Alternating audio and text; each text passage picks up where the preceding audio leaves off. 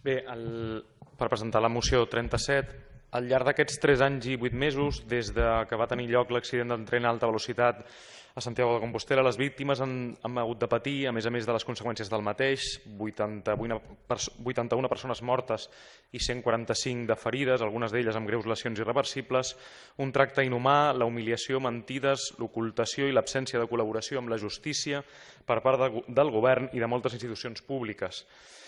Des d'un principi, les víctimes han reclamat una comissió d'investigació parlamentària on es depurin responsabilitats i polítiques que existeixen des del moment en què el Ministeri de Fomento i les empreses públiques Adif i Renfe publiciten la línia i el tren com d'alta velocitat, assegurant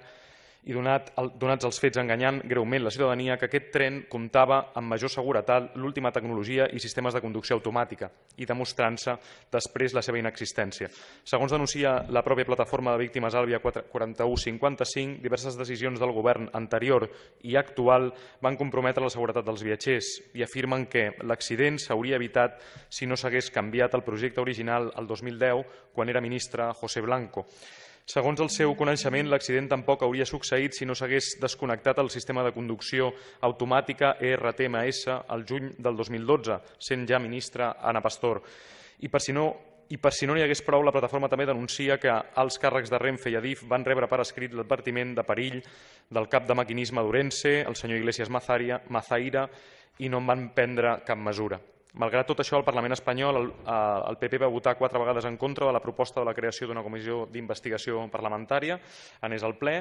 Finalment, el 16 d'octubre del 2013 es va debatre en ple una moció d'Izquierda Unida proposant la creació de l'esmentada comissió i van votar en contra el PP, PSOE, Convergència i Unió i el PNB.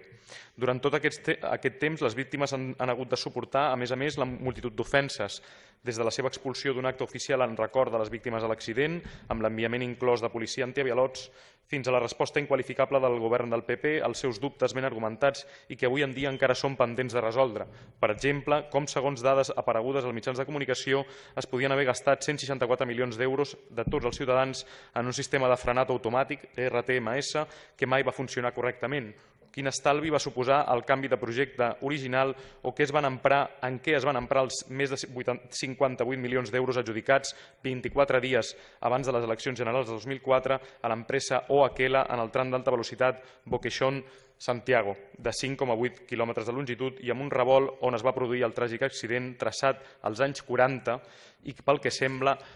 amb prou feines no va patir cap modificació. Sí, simplement per acabar l'exposició de la moció sobre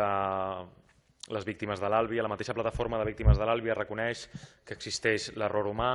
però matisen que és molt més fàcil que aquest es produeixi quan es desconnecta el sistema de seguretat per evitar retards. Es canvia el projecte original per un menys segur, quan es desobeeixen els advertiments de perill, i també quan el conductor d'un tren d'alta velocitat ha de circular a 200 km per hora, reduir aquesta velocitat bruscament a 80 km per hora sense senyals laterals ni balisses,